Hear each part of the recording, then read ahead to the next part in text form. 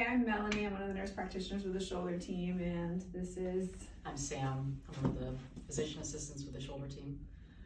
So we're doing this video because a lot of you do this completely correctly, but there's, I think, some new staff, and there's been some miscommunication with patients on the importance of the shoulder sling strap that goes around the waist, as well as a couple misinformation regarding how to do a pendulum. So we just thought we would do this real quick, a video to demonstrate how we would like it done, especially because the risk of dislocation is so high with our reverse shoulder replacements, more commonly on a larger patient.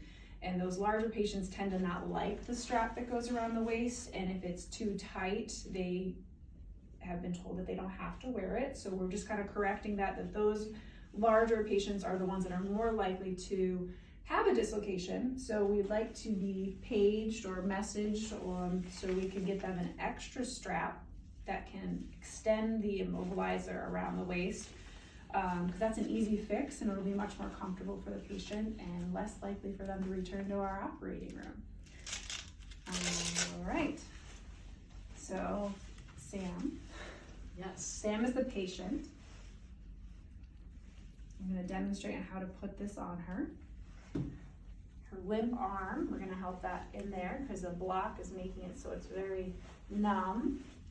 And one thing that's commonly missed is people don't even realize that there's this little thumb holder here, and that will help the patient stay locked in the sling, especially that first few days that the block is making their arm not usable.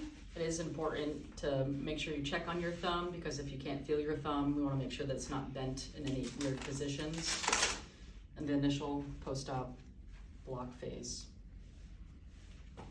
Sorry. And you can have the patient help you. They can support their arm.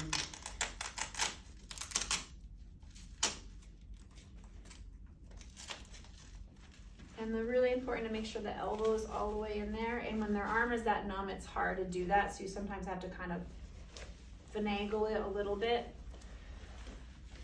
And then again, the shoulder strap, the waist strap goes around here. But if for some reason we are not available and the patient is extremely overweight and the strap doesn't go around, you can always ask for an additional sling.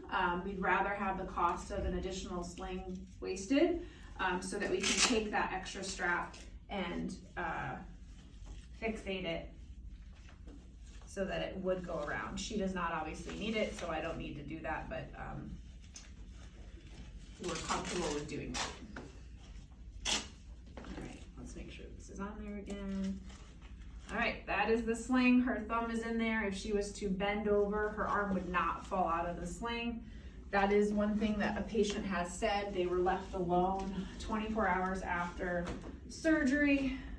They went down to pick something up. Their arm fell out of their sling. Their arm was so numb that they couldn't put it back in. So that's why it's helpful for that. The next thing, while she's in the sling, is the ice pack. I think everyone does a really great job on this, but just to do it, to be thorough, put the ice pack there. Again, you can have the patient help you with their uninjured arm. Technically, this goes around, I'm gonna get it on your jacket, the arm, and then this strap goes under that arm and over here.